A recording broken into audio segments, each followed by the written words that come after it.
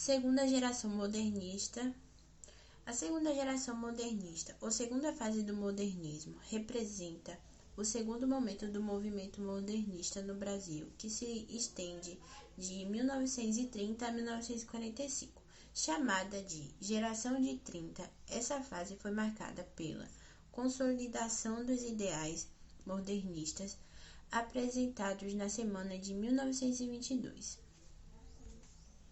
Para muitos estudiosos, o tema a segunda geração modernista representou um período muito fértil e rico para a literatura brasileira. Também chamada de fase de consolidação, a literatura brasileira estava vivendo uma fase de manutenção, com a concretização e afirmação dos novos valores modernos.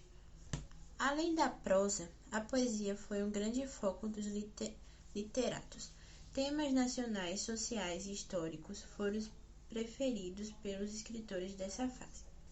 A segunda fase do modernismo no Brasil surgiu num contexto conturbado. Após a crise de 1929 em Nova York, muitos países estavam mergulhados numa crise econômica, social e política. Isso fez surgir diversos governos totalitários e ditatoriais na Europa, os quais levariam ao início da Segunda Guerra Mundial.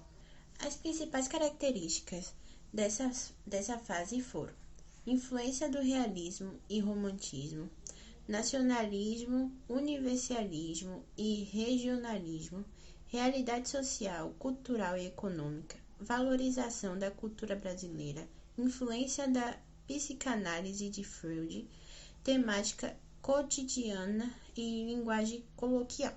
Agora eu vou falar alguns dos principais autores e obras da prosa de 30. O primeiro é José Américo de Almeida. José Américo de Almeida é um autor do romance regionalista A Bagaceira, de 1928, marco inicial da prosa de 30. Nessa obra, ele relata o tema da seca e da vida de retirantes. A segunda é Graciliano Ramos.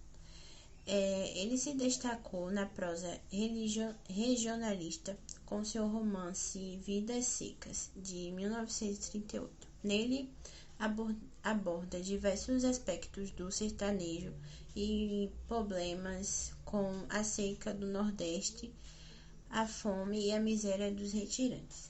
O terceiro é Jorge Amado. Jorge Amado foi importante no desenvolvimento da prosa regionalista e urbana com seus romances O País do Carnaval, de 1931, que relata a vida de um intelectual brasileiro e suas considerações sobre o carnaval e o tema da mestiçagem. A segunda foi Cacau, de 1933, ambientados na fazenda de cacau no sul da Bahia, relata a vida e exploração dos trabalhadores.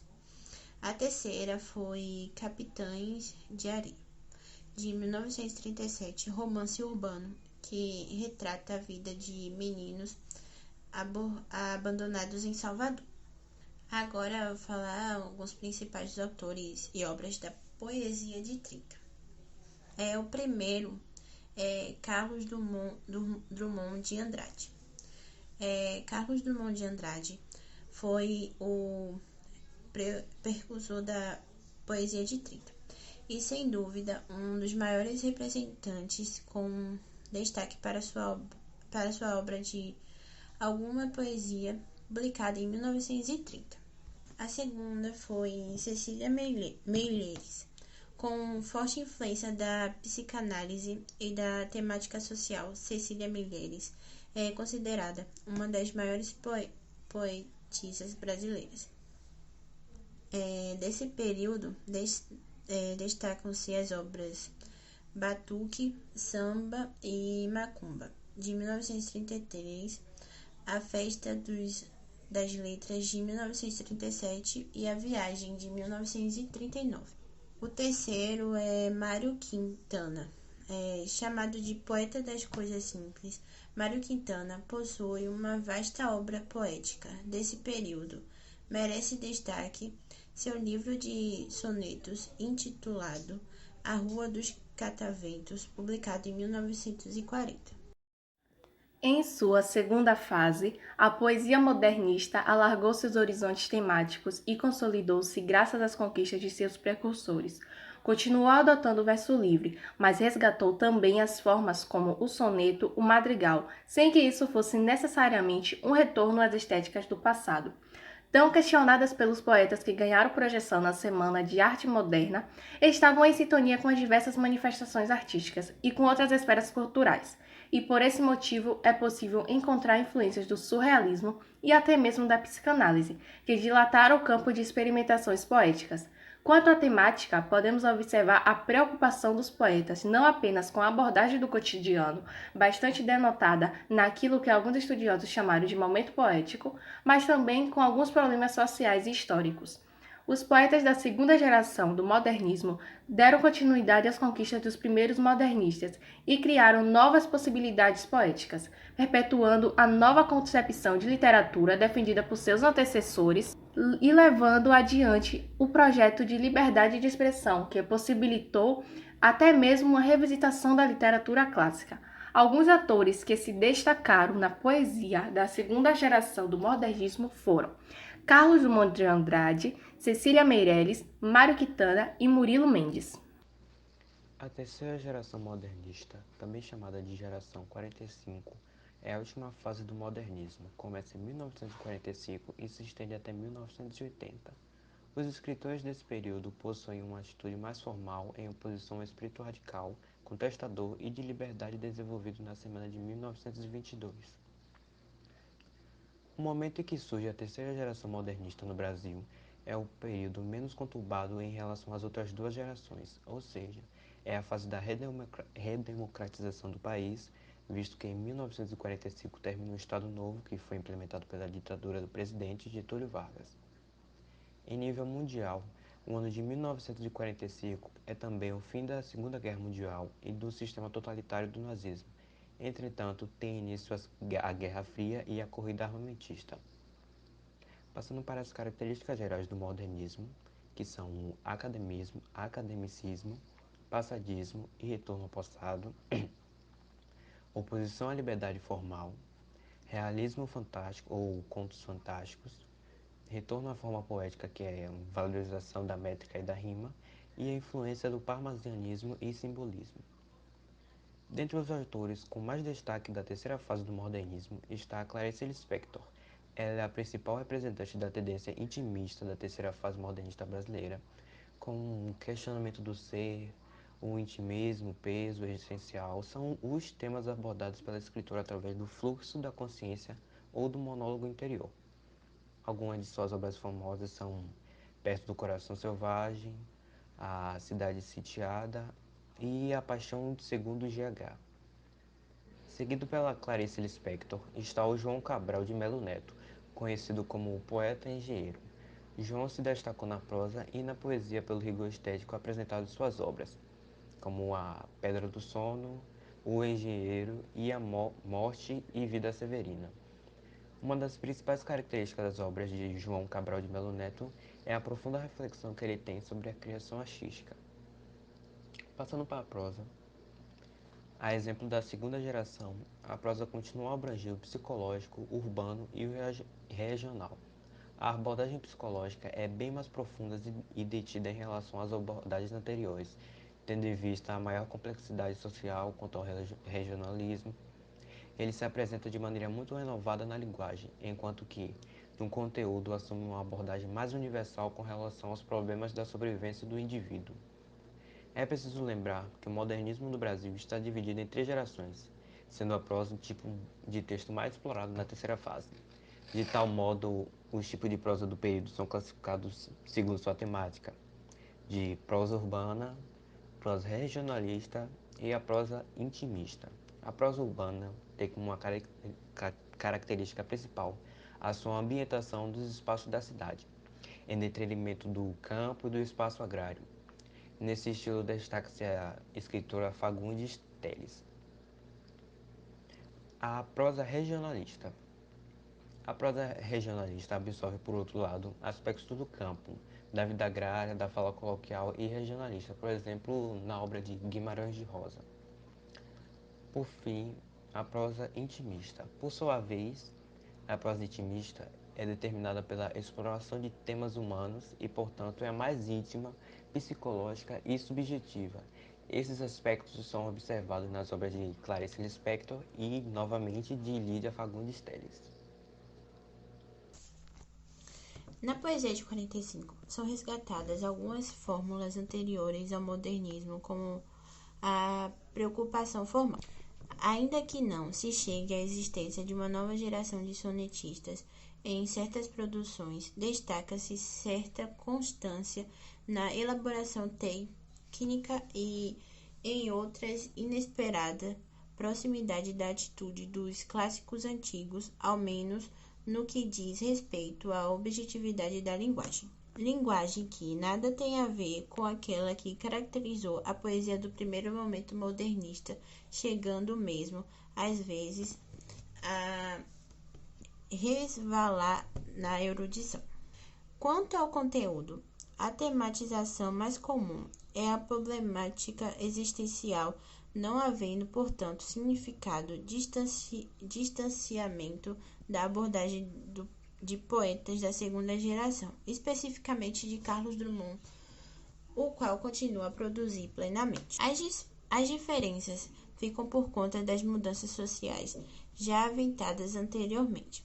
A atitude de denúncia social encontra guarida, ainda que não de maneira massiva, na obra de João Cabral de Melo Neto. O nome mais notável da poesia desse período modernista é na de Tiago de Melo, além de Lê do Ivo, e ainda que neste de maneira não intermitente. O pós-modernismo é o nome dado às mudanças ocorridas nas ciências, nas artes, nas sociedades desde 1950. Mas existe um medo de mudança, um medo do novo e da perda do conservadorismo. Surgiu com várias mudanças na arquitetura e principalmente na computação. Entra na filosofia nos anos 70, como crítica da cultura ocidental, ou seja, são mudanças gerais, desde as artes até na tecnologia, e se alastra por todos os lados e meios, sem saber se é uma forma de decadência ou se é um renascimento cultural. O pós-modernismo invadiu o cotidiano com a tecnologia eletrônica em massa e individual, onde a saturação de informações, diversões e serviços causam o rebu pós-moderno, com a tecnologia programando cada vez mais o dia a dia dos indivíduos. A hipótese do pós-modernismo na economia foi mostrar aos indivíduos a capacidade de consumo, a adotar estilos de vida, de filosofias, o consumo personalizado, usar bens e serviços e se entregar ao presente e ao prazer. Além disso, a televisão, que é aliada ao computador, simula um espaço hiperreal, espetacular, que excita e alegra. O hiperreal simulado fascina porque é o real intensificado na cor, na forma, no tamanho, nas suas propriedades.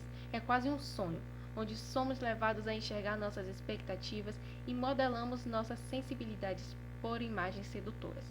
No pós-modernismo, o homem vive banhado num rio de testes permanentes, onde a informação e a comunicação transportam a impulsividade para o consumo.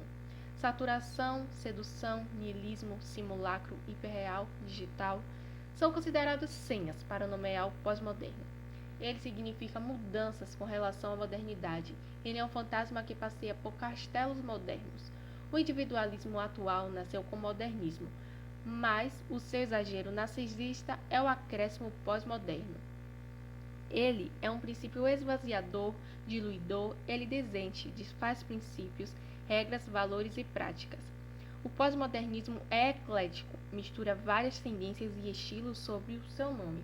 Ele é aberto, plural e muda de aspecto se passarmos da tecnociência para artes plásticas, da sociedade para a filosofia, ou seja, ele flutua no indecidível. Ele é individualista, liberto de crenças, medos, preconceitos. Pelo contrário, foi uma fase de se colocar ideias e pensamentos livres de objeções. Com isso, o pós-modernismo invadiu o mundo dos indivíduos através da mídia, da tecnologia, da eletrônica, enfim, das informações em massa, levando e seduzindo o indivíduo a um consumo frenético. Ele encarna vários estilos de vida e de filosofia, mas com a total ausência de valores. Mas, por outro lado, o pós-modernismo tem a participação do público.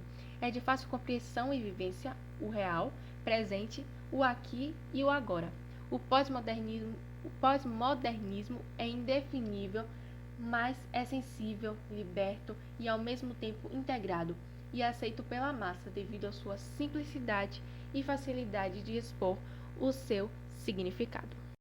Surgido a partir dos anos de 1960, a segunda fase desse movimento foi pega em cheio pelos intensos avanços tecnológicos. Com a entrada na era digital, as pessoas se abstraíram e tornaram-se mais individualistas e integradas à globalização. As características principais do pós-modernismo são: falta de regras e de valores até então consolidados, individualismo, imprecisão e pluralidade, confusão entre o que é real e hiperreal, ou seja, imaginário, produção de produtos em série, linguagem com espontaneidade, liberdade de expressão, oposto ao modernismo e ao racionalismo, sobressai-se a ciência e os valores burgueses. O pós-modernismo, na verdade, não é uma corrente única, mas sim uma combinação de diversas tendências, e está em vigor até os dias atuais, promovendo uma nova forma de fazer arte. Essas tendências vigoram ainda nas artes, posto que influenciam na literatura, nas artes plásticas e até na arquitetura, mas também na influência na política, como no âmbito social. A arte no pós-modernismo não é pura, mas influenciada pela variedade de estilos.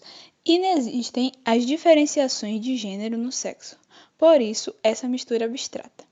A sociedade está despida de qualquer formalismo, tanto no trajar quanto no linguajar, e essa informalidade reflete, obviamente, na maneira de o artista se expressar. O pós-modernismo, que surge a partir dos anos de 1960, logo é alcançada pelo avanço da tecnologia digital. Com a intencionalização da internet, os relacionamentos são abstratos, uma vez que reduziram os contatos físicos.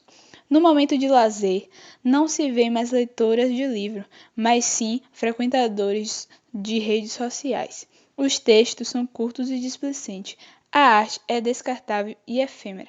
Até a arquitetura é marcada pela praticidade no detrimento da beleza.